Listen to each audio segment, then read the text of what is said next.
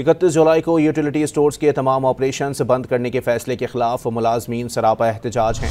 मुलाजमीन का कहना है कि हुकूमत अपने फैसले पर नजरसानी करे। मज़ीद तफसीलात जानते हैं डॉन न्यूज़ के नुमाइंदे उमैद अली से। जी उमैद, बताइएगा। जी, हुकूमत ने यूटिलिटी स्टोर के तमाम ऑपरेशंस को रवा माह 31 जुलाई को वाइंड अप करने का फैसला किया है। हुकूमती फैसले के खिलाफ यूटिलिटी स्टोर के तमाम मुलाजमीन और यूनियन उनकी जो है सरापा एहतजाज है। मेरे साथ इस वक्त कुछ मुलाजमीन मौजूद है जो एहतजाज कर रहे हैं यहाँ पर।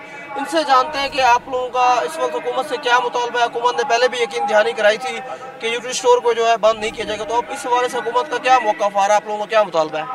पहले तो ये इदारा बंद ना करे, क्योंकि ये इदारा गरीबों के लिए एक सहारा है और 1971 से ये जुल्फ़िकार अली भुट्टो ने इसका बुनियाद रखा था कि जो है ये जो माफिया है ना, चीनी माफिया है और दूसरे जो ये बड़े बड़े जो है सरमाएदार हैं, ये स्टॉक करके रखते हैं और गरीब आवाम को लूटते हैं।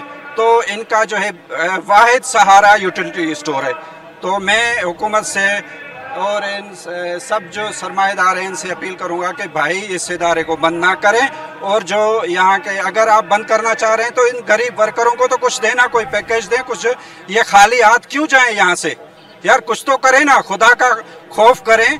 ये बहुत गरीब हैं, कितने जो है वो किलोमीटर सफ़र करके यहाँ पे अपने बच्चों को छोड़ के इधर आए हैं। ठीक है जी, आपने जो है इनकी बात सुनी। इनका यही कहना है कि हुकूमत पहले तो जो है जो मुलाजमीन है उनको या तो रिलीफ फराहम करे, उनके लिए कोई पैकेज ऐलान करे, और उनका ये भी जो है मुतालबा है कि हुकूमत जो फैसला की है यूटिलिटी स्टोर को वाइंड अप करने का, उस फैसले पर जो है नजरसानी की जाए। जी, बहुत शुक्रिया उमैद।